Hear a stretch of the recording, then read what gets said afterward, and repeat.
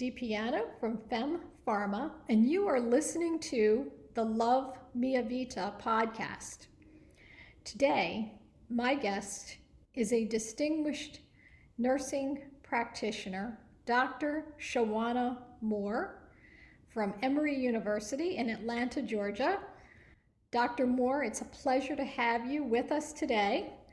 And Dr. Moore, among other things, is one of our Scientific Advisory Council members, but she has a very distinguished background. And Shawana, perhaps you can share that with our audience. Absolutely. Thank you so much for having me here today, Gerie. I'm looking forward to our discussion. So as Gerie mentioned, I am a women's health nurse practitioner by training. In my previous role, I served as the director of the Women's Health Gender-Related Nurse Practitioner Program at Thomas Jefferson University in Philadelphia. Presently, I serve as an associate professor and a director of the Doctor of Nursing Practice program at Neil Hutchinson Woodrow School of Nursing at Emory University.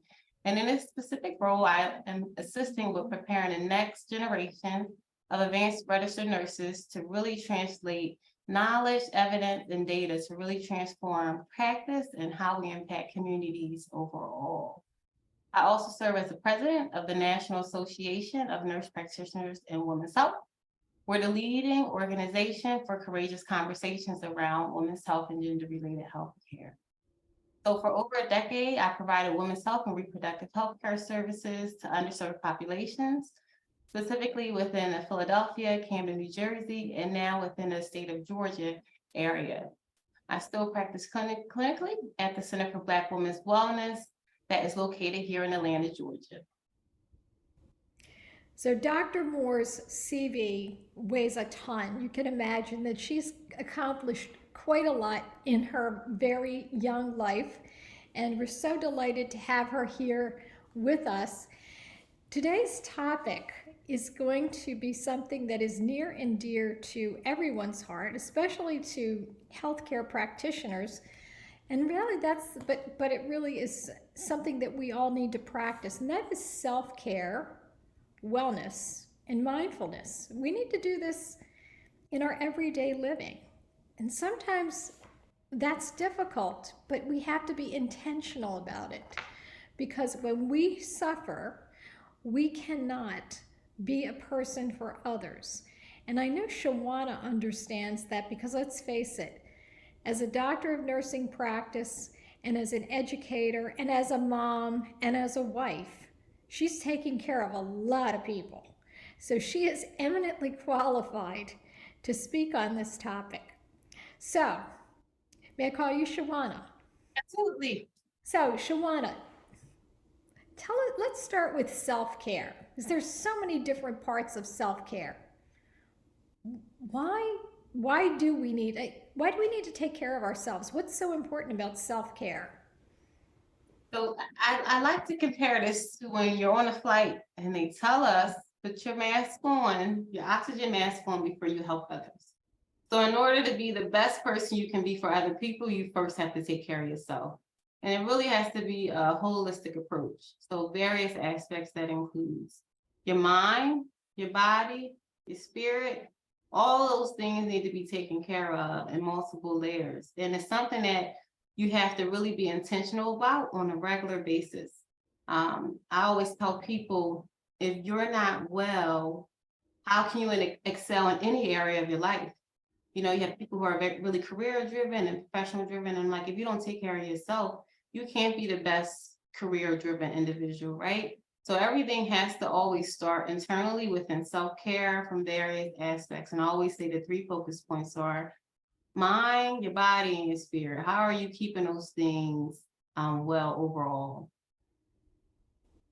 Well, as a healthcare practitioner, you also recognize that in the absence of self-care, there are a number of implications. The big one, and you know, we know that there's an impact of stress, right? So stress weakens the immune system.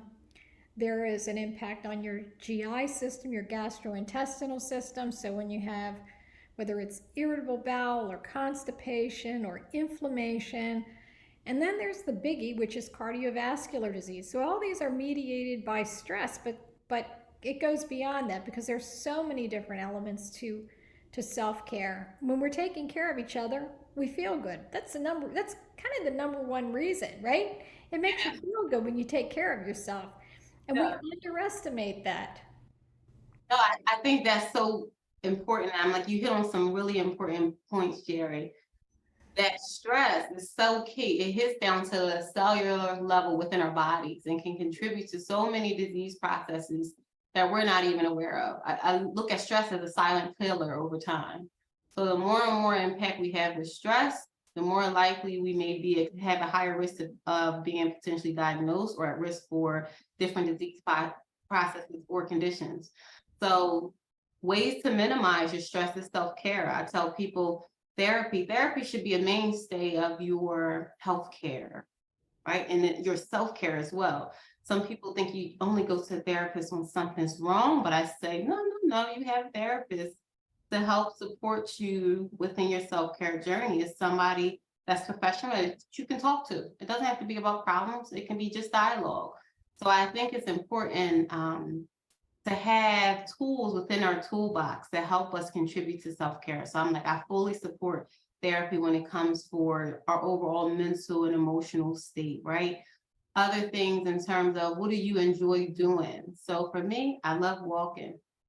So that physical piece, being able to walk, I know it's raining here today, unfortunately, but I'll still walk. I walk in my house. So I have a room that I go in, and this is not a big room, it's a small room, and I'll run around. And I had a colleague say, you run around in circles. I'm like, yeah, I'm like, it still helps me. I'm like, I don't necessarily have to go outside to run. If I have a space in my house to run, I'll run. So any type of physical activity that you enjoy doing.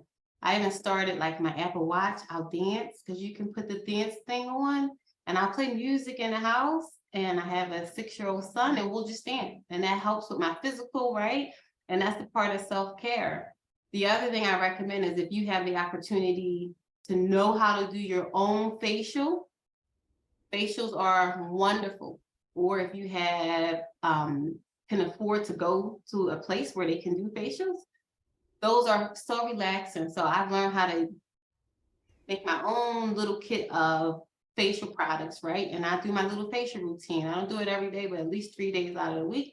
But for me, it's how I'm giving myself some self-care. The other thing is staying in the now, being able to stay in the now, not thinking about what's behind me or what's ahead of me, saying this is what I'm doing right now, and then being able to stay in that place helps me to stay within that self-care realm with my mental space as well. So I think it's multifaceted, and I think people have to be aware of what they like doing, what makes them happy, what soothes them. My other big one is travel. I love to travel. So if I can be on an airplane going somewhere, it makes my day, and that's a part of my self-care because when I'm up in the air, I have no control over everything. So I let everything go. And it's like, okay, you rely on the pilot to get you to and from where you're going. So my sense of needing to be in control of the driver's seats goes all the way because I know I have no control over what's happening. You know, it's funny that you talk about dancing. I love music, Ah, and for a long, long time ago, I used to sing. okay. And as I got older, I stopped singing so much in public and decided that I would just do it in the car, in private. But it actually is a great relaxation technique for me.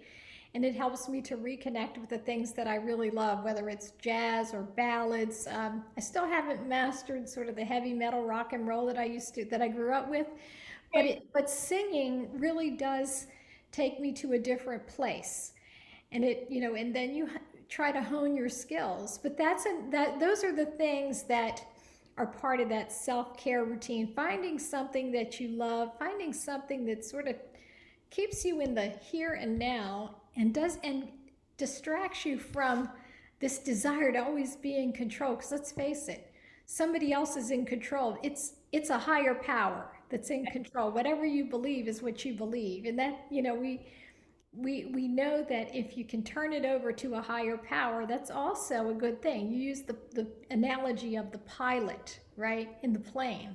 It is so true. You just kind of turn it all over and say, okay, I'm here, right? I'm here, and I'm going to get to a certain place, and I'm going to allow myself the grace to feel that I don't need to be in control. I've turned it over. I've turned that over. And we sometimes, though, we think, or I should say, that folks get concerned that self care equals self indulgence, and the two are really different. Completely different. Self-care to me is a critical part of everyday living, right? It's not an over absorption of oneself, right? It's ensuring that you are equipped enough to bring the best version of yourself forward every day. So I think there's a really stark difference between the two. And again, in order to have the best version of yourself be presented, you have to have self-care, and self-indulgence is not it. It's not overly absorbed with oneself and putting oneself ahead of everything, right? So that doesn't equate to self-care. Self-care is giving yourself the basic things you need on an everyday basis to be the best version of yourself. Yeah, I mean, we talk about there are some folks that think, oh, well, I can be self-indulgent, and they go into extravagances, perhaps with things they can't afford. And let's be honest, what makes us happy aren't necessarily the material things in life. It's really the things that, the individuals that we love, the times that we can share, whether they're quiet time, just being in the present with yourself, with your own thoughts, right? Just trying to, absorb all of that is really an opportunity to self-care, just Absolutely. taking down the stress. And then we talk about sort of basic things for self-care and wellness. And one of those critical areas is sleep. And I know we're all sleep deprived. Yes, we are. Sleep is so important. I think textbook tells us we need 8 hours of sleep a day. Say we can go for nine, go for nine. But our bodies need rest. So being mindful of ensuring you have a proper night's sleep is important. Now you have people who function better with shorter hours of sleep. They call them high functioning people. Typically, usually are people in like executive level positions where they have a shorter duration of sleep. But I know for me personally, I've started a routine where now I'm in bed by 8:30ish every night. And then I'm up around 6:30ish in the morning, but I make sure I have my proper sleep because it helps me function. It helps me to be able to deal with the everyday realities, whether they be good or bad. But as a career-based woman, I carry a lot of hats, right? And a lot of people that I engage with and collaborate with. And it allows me to be able to speak to people and engage with people in the right state of mind because I properly rest not only my mind, because when you sleep, your mind's resting. No, we dream, but I think is when I'm asleep, I'm at peace because my thought process, whatever's happening, I'm not fully aware of it, right? And then I'm like, my body, boy, when I wake up and I can have a great stress, I'm like, I slept really well. But I think sleep is key. So being able to ensure we have that at least 8 hours, I would say 9.5 is better. If we can have a midday nap. I know with now a lot of things being virtually and people working from home, you do have time where you can carve out during your lunch break 30 minutes to kind of lay your head down and rest. And even if you're not able to have the 8 hours or more of rest because of various factors, right? Some people have to work multiple jobs, they have other competing priorities that limit their ability to sleep. What I would say, one that you can practice is mindfulness, right? So I'm like, even though you may not be physically asleep, but there's a way where you can rest your mind. So if you can take moments out of your day to just focus on nothing at all and just be one with yourself. And the great thing now is they have so much technology where there's apps that helps you to address mindfulness and being calm. So I'm like, there's various ways you can still try to rest your mind and body and not necessarily be sleep, because I understand people have other competing things that may not allow them to be able to have that long sleep period. And even parents, I'm like, when you have children, especially young children, you're very sleep deprived. So it's like, how do you carve out time to at least have your mind at rest, right? But I think with technology now, there are a lot of ways you can do that. One thing is using those various apps to help you focus on mindfulness to rest your mind. Yeah, it is absolutely so true. I'm reflecting on a time when I was an undergraduate and I worked a third shift, and then I had to start classes at 8:15 in the morning at university. I was majoring in biology, so I had a lot of labs, and I have empathy for folks that have to work and go to school or work multiple jobs because you don't always have the luxury. And I remember feeling that I could do it all, even though I'm sure I was sleep deprived. And I'm sure there are folks that are watching or listening and they are saying, that's me. I'm working two jobs. Maybe they're going to school. Maybe they have kids. Maybe all of the above. And how to find that time to carve out for yourself is really important. One of the things that we started doing at our office at Fem Pharma, I insist that people take 15 minutes. People are so driven, they want to do a good job, and I'm so proud of them for wanting to do that. But first and foremost, they have to take care of themselves. And so I say, get up, walk out, take a walk around the parking lot if you need to. Just give yourself that 15 minutes, irrespective of what the weather is doing. Now, I will say this, they don't always take that advice. And I try to remember to do it myself. And in my case, one of the things that helps to do for me is I breathe. There's so many times when I'm so stressed out, so all this is going on around, that I don't actually breathe, and I can tell that I'm not breathing because my voice changes. So if you hear my voice change during this podcast, you'll know that I'm not breathing. I'm not going to die, but I'm not breathing. So taking time for that breath, taking time for that mindfulness, and we get to mindfulness in a little bit, I think it's so important. And you're right. If you don't get a good night's sleep, because some of us don't, some of us suffer from insomnia, or because of shift work that we're doing or did do, it disrupts our sleep cycle. So trying to find a way to regain a little bit of that energy during the day without loading up on sugar and caffeine and what have you is really critical.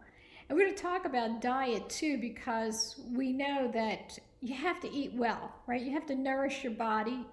You said this early on: body, mind, and spirit. And the body can't survive without nourishment. Same thing with the soul. The soul needs spiritual nourishment. It's true, very true. I'm like, I think it's multi-layer, especially when you think about our food. We are what we eat. I'm like, that's is really true. If I have a day filled with things that may not be as healthy, and we call it junk food, lots of snacks, I'm sluggish. I'm sluggish throughout the day, and typically I don't sleep well at night, and I wake up and I'm still full. So that's when I know I ate something that I probably shouldn't have ate throughout the day.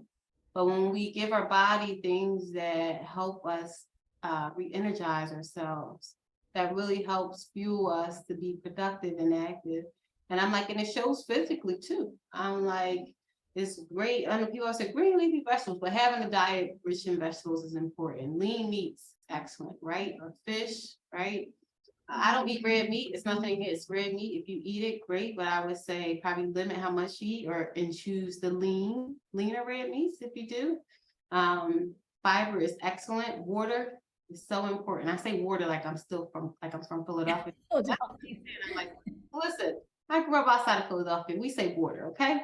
So water is so important. So I have this jug now that tracks my water intake, but it not only tracks, but it motivates me. It'll say you're halfway there, keep going, a little bit more to go as I get through different portions of consuming it per day. I always say limit sugary drinks, so like your sodas, and be careful on those things that say zero sugar, because sometimes they substitute with a different type of sugar. So be mindful of those type of drinks as well. But just being conscious and trying to have a well-balanced diet, right? And I always say I diet, and not that I'm dieting to lose weight. I use diet in general as terms of what I consume, but mindfully on how I spend.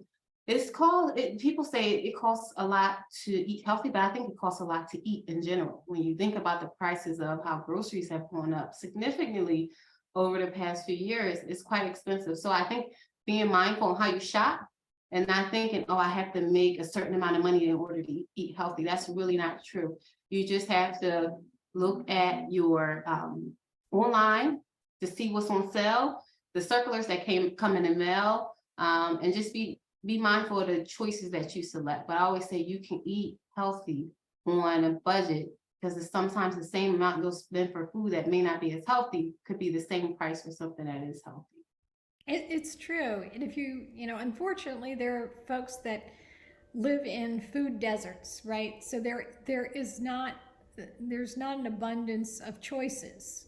Yeah. And perhaps where they're shopping, they may not have fresh vegetables. They may not have good fish, chicken, could be red meat too. I eat red meat, but I don't eat a lot of it. I grew up on a Mediterranean diet, and by the way, my parents didn't have a lot of money, so when we had red meat, it was once a week because meat was expensive.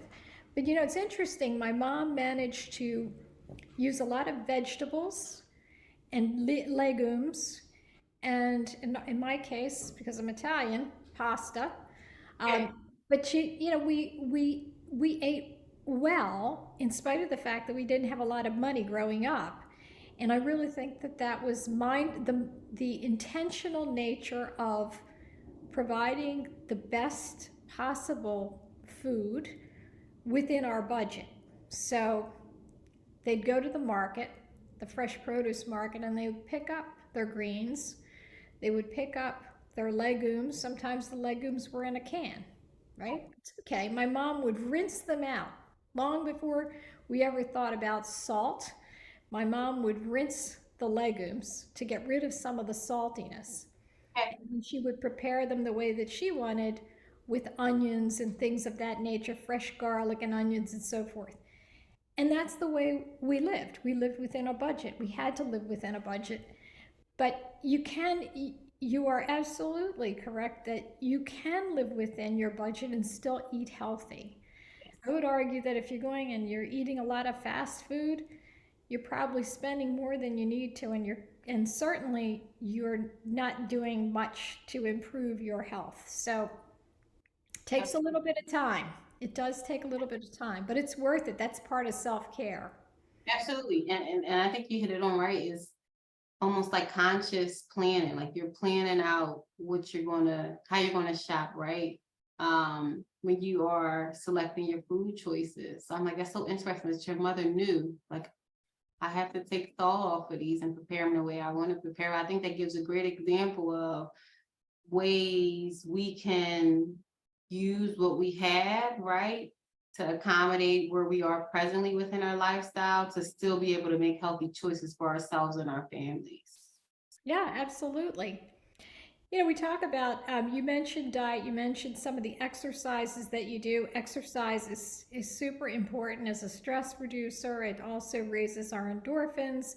So it gives us that feel good sense, even if you don't have to go to a gym. I love the idea of dancing. Fun. It's fun. Love the idea of We're not dancing. my dancer, but I'll dance for exercise. We used to dance around. So when I would come home from work, when my daughter was much, much younger, I'd put something on, and the two of us would have a dance off. So she was just a little girl, and we'd have a dance off in the kitchen. I'd have something cooking on the stove. I'd keep her away from the stove, of course, but we'd have a dance off. I didn't realize how many calories I actually burned doing that. But we would probably do that for at least 30 to 45 minutes, right? Something's in the oven, baking or roasting or whatever. And we do that. And she was happy because it gave her that break before she had to start her homework. And it was a great stress reducer. I probably ought to start doing that again. Maybe I'll come home from work and start, jigging around the kitchen.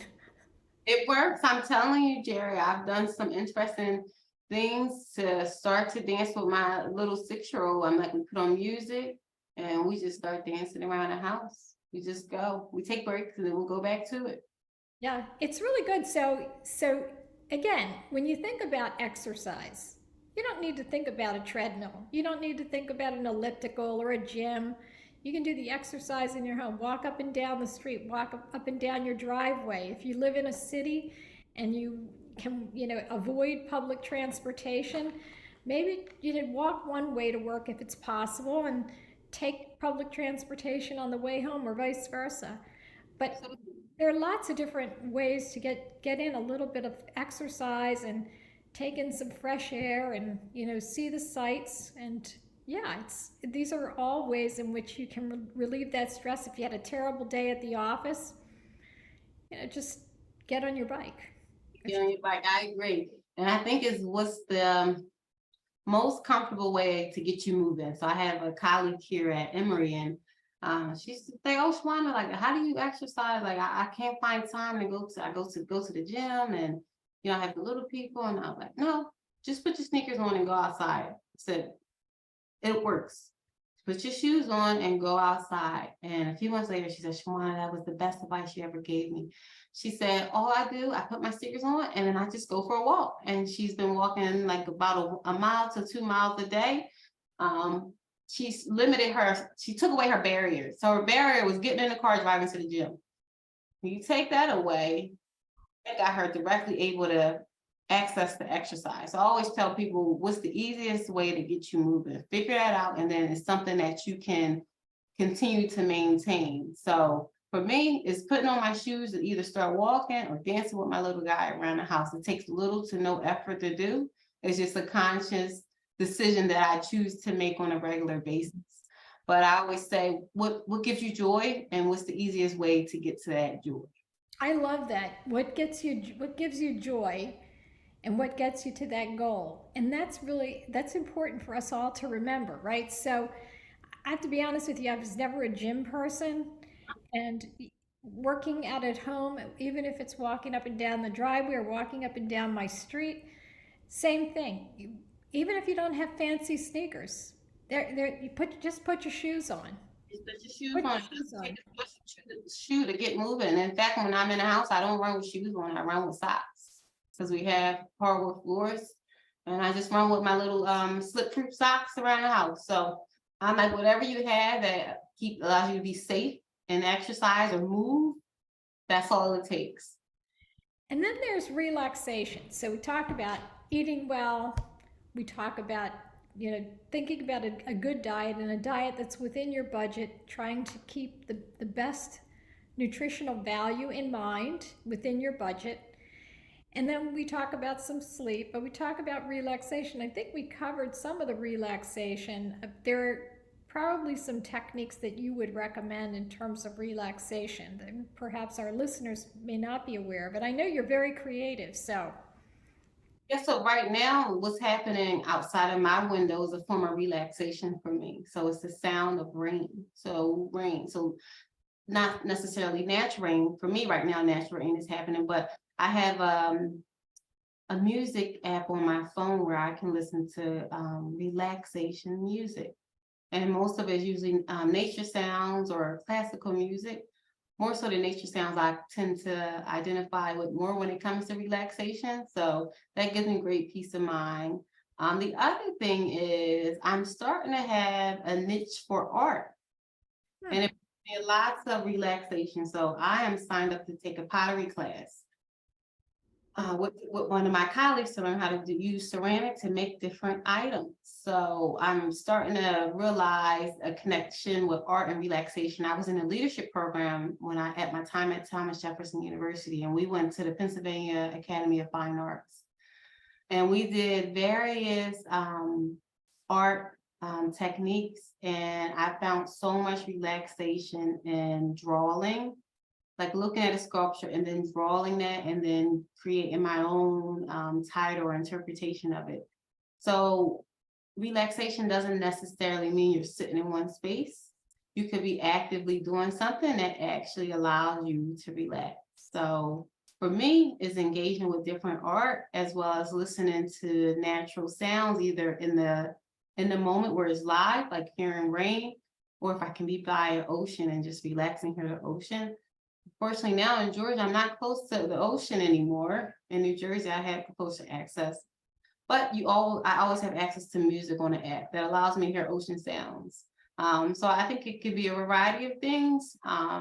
And it doesn't necessarily have to be sitting still. You could actively be doing forms of art, and that gives you great relaxation. You know, one of the things that was always relaxing to me years ago when I had the time was cooking. So preparing food, as you know, we joke about what's the difference between mom's food and what you get in a restaurant. There's a little love that goes into mom's food. Yeah, It is true, but the reason that I believe that there was love involved is because I took the time. So it's a relaxation technique. You're thinking about what are the ingredients? What does my family love? What do I love? What did my grandmother make that gave me that sense of comfort? Because for many of us, food is comfort.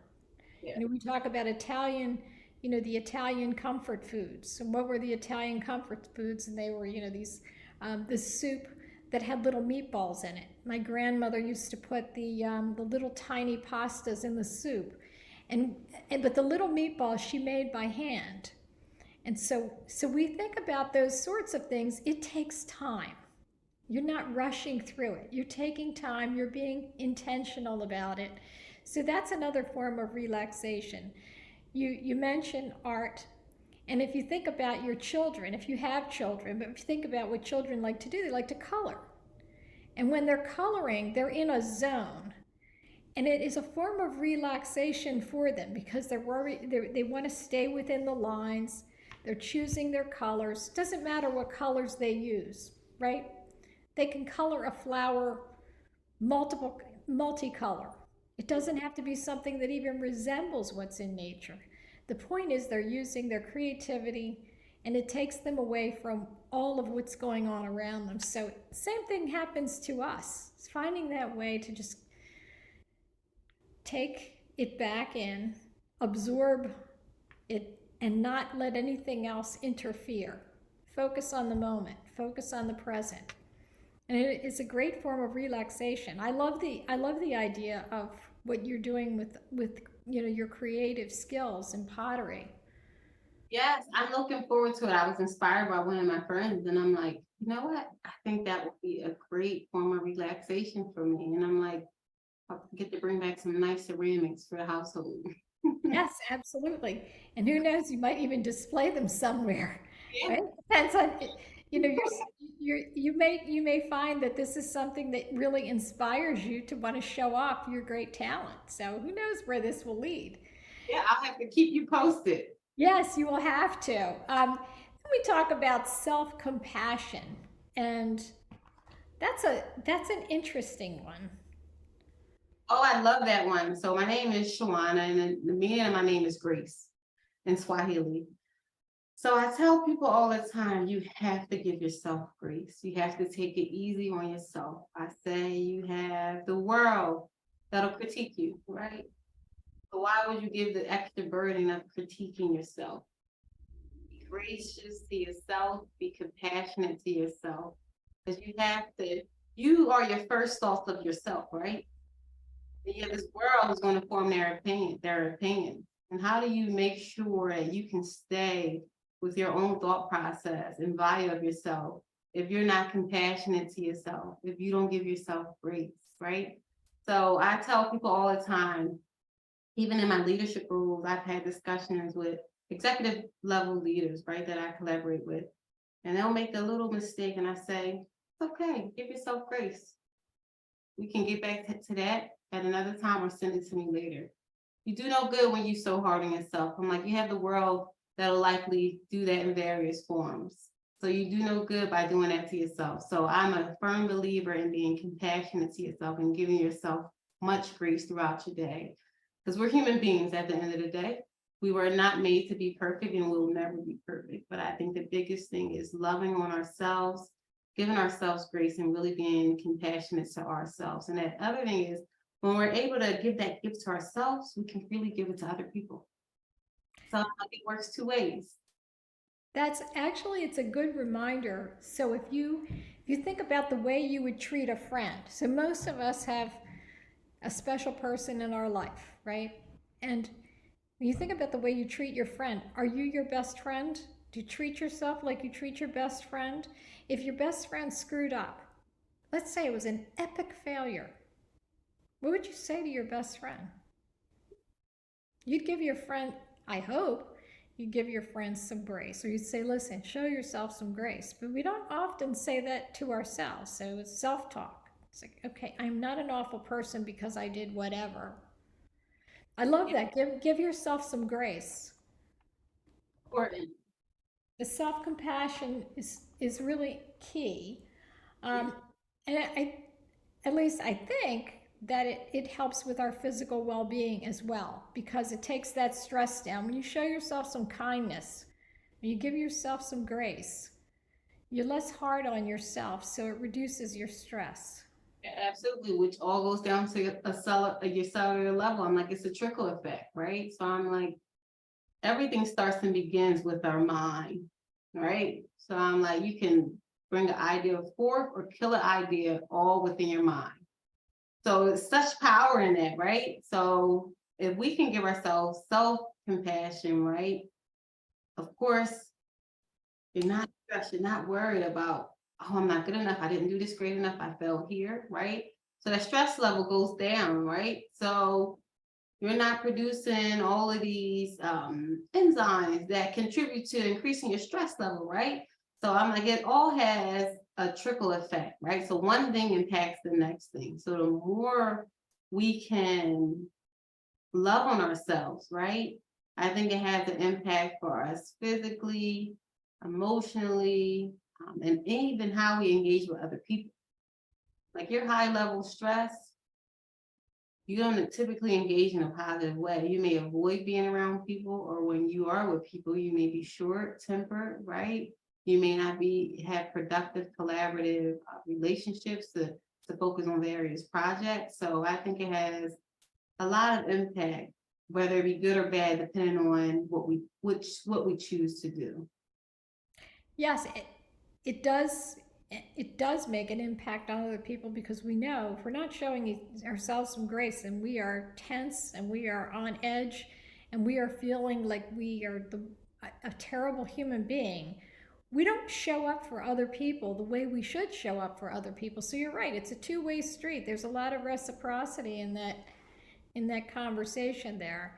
And it really ties together with self-soothing. So I always say, what does an adult binky look like? Right? So our kids, when they need to self-soothe, they have all these techniques. Some kids suck their thumbs, some look for the binky, some have a favorite stuffed animal. It's all tactile though. That's really interesting.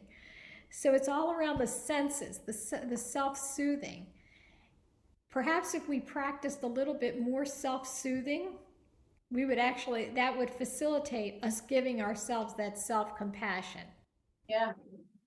I'm like, I think that's important. I'm like, and I think the way we self-soothe may vary from person to person, right? I'm like, depending on the type, I think about personality type, right? Extrovert versus an introvert, right?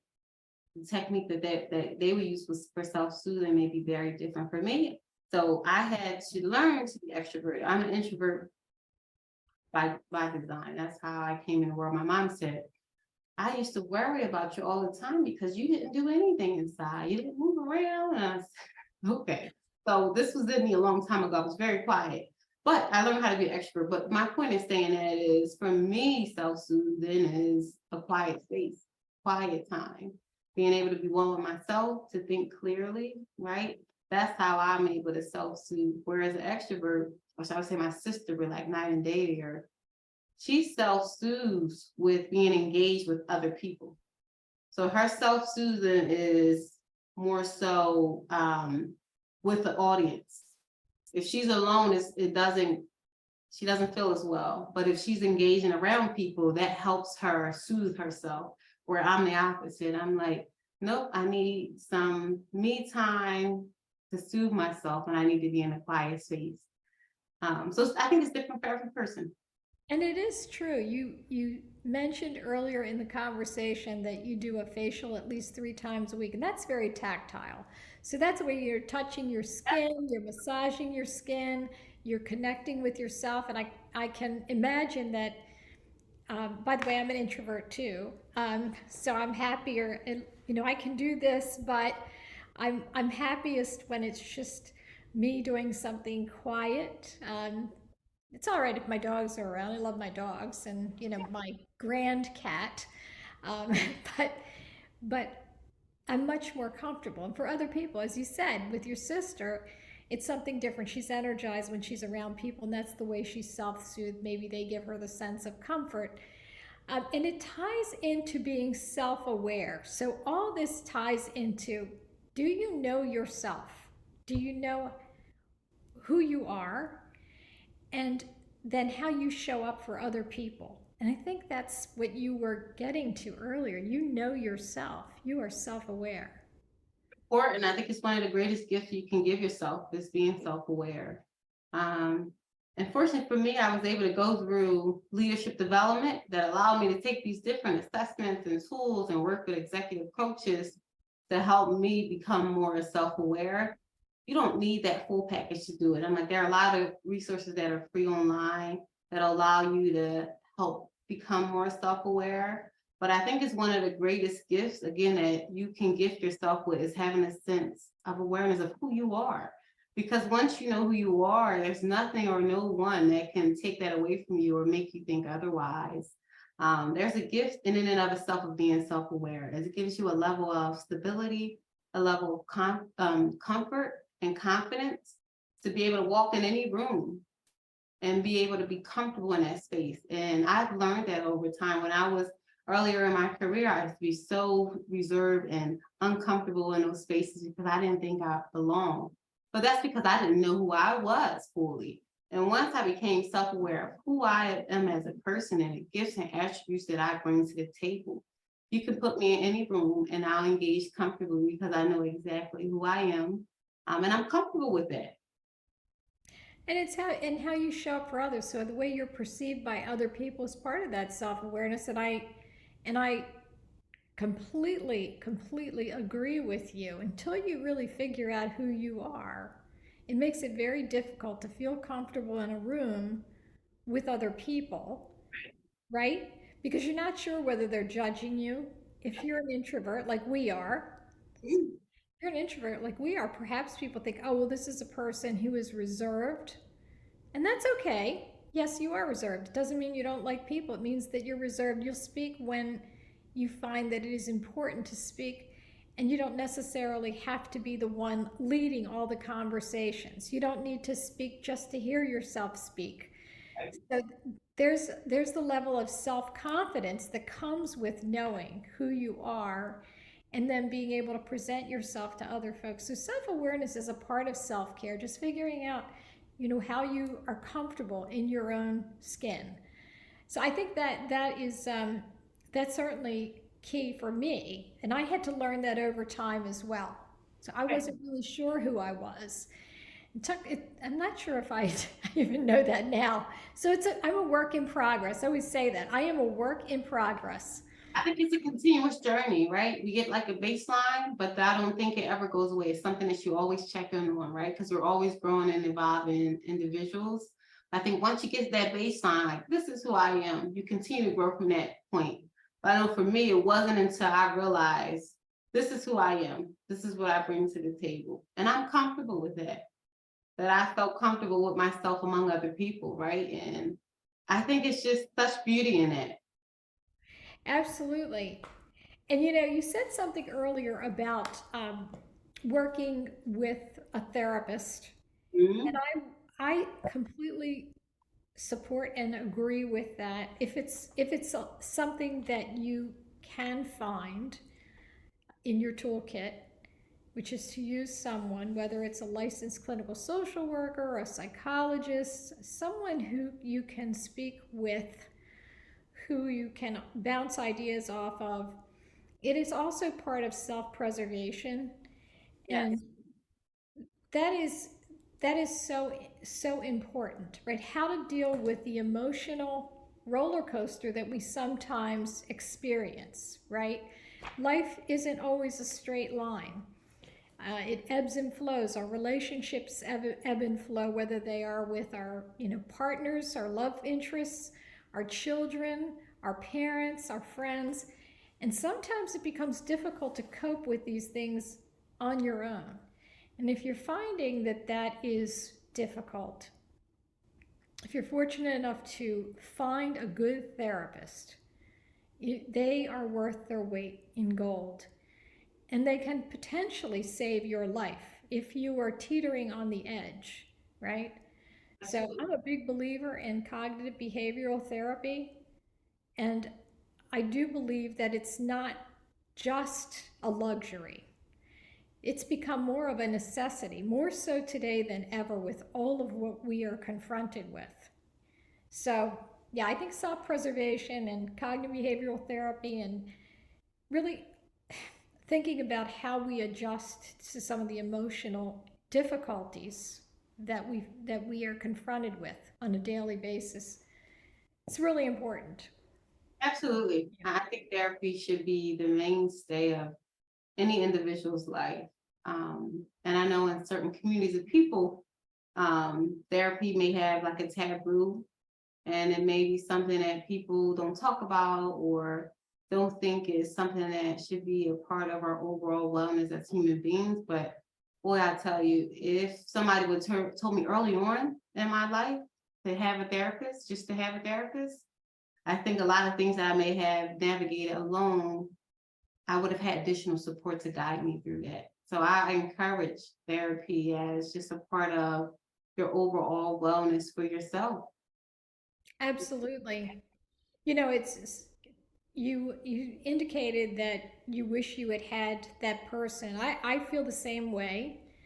And of course, there are many cultures that do view that, just get over it. You're experiencing a challenge in your personal life. You're not sure who you could turn to. You can't tell your parents, you can't tell an aunt or an uncle, and you feel isolated and alone. And unfortunately, if that progresses, sometimes it can be disastrous. So seeing a mental health professional is really important at almost any stage of life.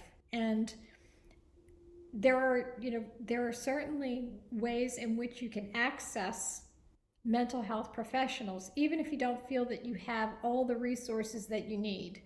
And after this podcast, we'll post some resources so that anyone who is looking for a mental health professional and resource and ways to access that will be able to find it, irrespective of whether it's something that you can afford, it's part of your budget, or whether you have insurance. We'll try to provide you with those resources because we are so supportive of finding good mental health support. Absolutely. I think it's so important. And I'm like, now they have services that are really accessible, and you can just use your phone to send a quick text message and you talk to a therapist. I know they said, I can't remember where I saw it at, but there's this national hotline, and they said it's geared towards like high schoolers. But if you're like you need somebody to talk to, you text this line and you're immediately connected to a therapist, and there's no charge at all. So there are a lot of resources out there to support people that have overall, and I should say in their overall journey to mental health and well-being, right? Because Yes. I think journey, because it doesn't end. It's something that we always have to make sure we are cultivating and supporting throughout our lifetime. Absolutely. No, there's no question about it. You talked about mindfulness, and that's a big piece of this. Mindfulness is something that has been practiced by different cultures in different ways for many, many, many, many years. So it's not necessarily a new concept, but there are a number of training programs which teach us mindfulness. But you said it earlier that it's really living in the present. Living in the now, stay in the now. I tell myself that every day. Stay in the now. Once I start going off the thinking ahead or behind, I said, oh, nope, stay in the now. What's happening right now? And it brings my heart rate down, probably my breathing rate down, because once I start anticipating what's in the future or worrying about what happened in the past, my stress level goes up. So like you said earlier, my breathing pattern goes up, and I can feel my heart fluttering faster. So I remind myself, I say, stay in the now. Again, I think that's another gift you give yourself. And I started to teach my son that, because I'll notice he'll start saying, oh, well, what about next week? And I say, no, Emery, we're focused on right now. Right now, we're coloring, or right now, we're watching a little show, or right now, we're doing homework. We're not thinking about ahead. Let's just stay right here and right now. And he's like, okay, mommy.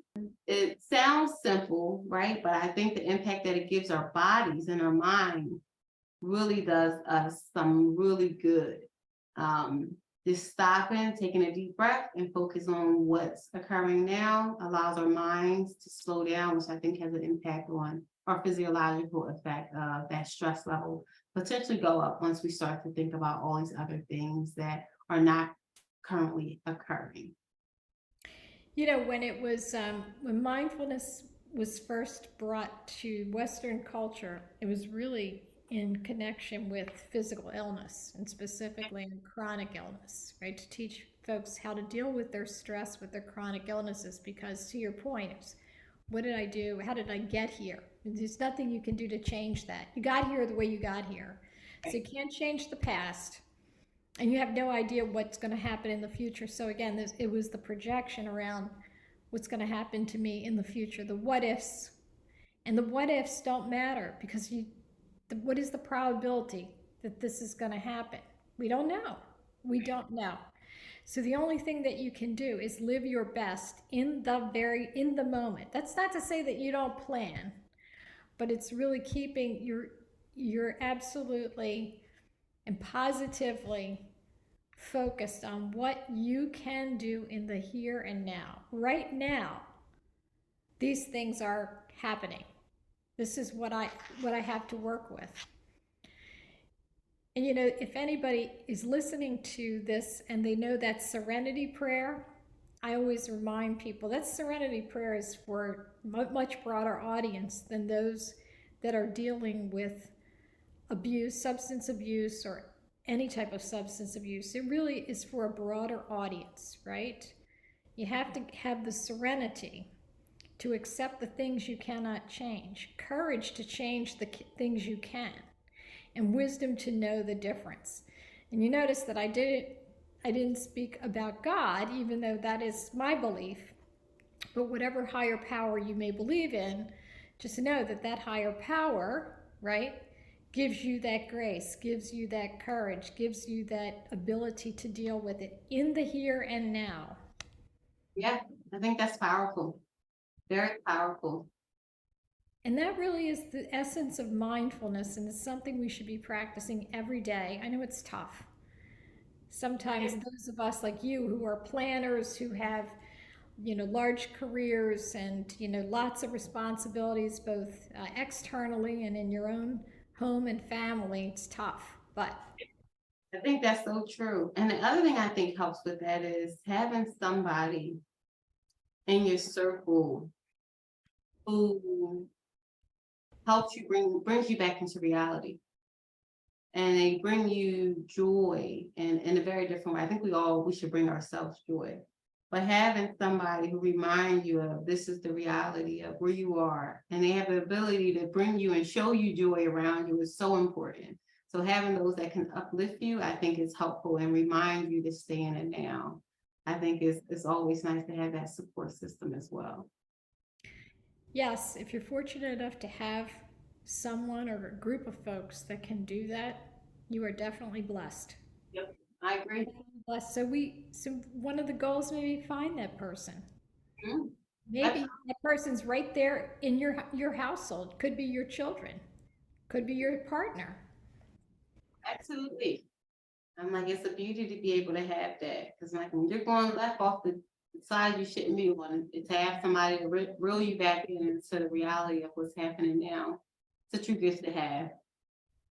So we began our conversation with your focus on mind, body, and spirit. And I believe we've covered all bases, Shawana. You sure did. I believe we've covered all the bases. I really hope that our listeners have enjoyed this conversation with you. I certainly have. We have a lot more in common than I ever imagined, Shawana. Yes, I'm like Gerie. I didn't know you were an introvert. Not the least of which is that we are both introverts. But Yes. in spite of that, I do enjoy people. It's just, I have to gear myself up for it because that's not something that comes naturally to me. But I do enjoy people, and I enjoy having these conversations. One-on-ones are actually they're very good, right? Because I get to know you, I get to understand where you're coming from, and it's always a pleasure, and it's especially a pleasure to have had this podcast with you, and we're going to do more. So for those of you listening, you have to stay tuned because Dr. Shawana Moore and I will be having many other conversations. She is a woman of significant wisdom, has come with significant experience, and she is the ultimate caregiver. She teaches others how to do it well, and she also teaches leadership. So we're going to do this again. We'll give you a little bit of a break before our next podcast episode, Dr. Moore. But we want to thank you. I want to thank you for joining me today on the Love Mia Vita podcast. And I want to thank all of our listeners for tuning in. And remember to love Mia Vita, love your life. Take care and be well.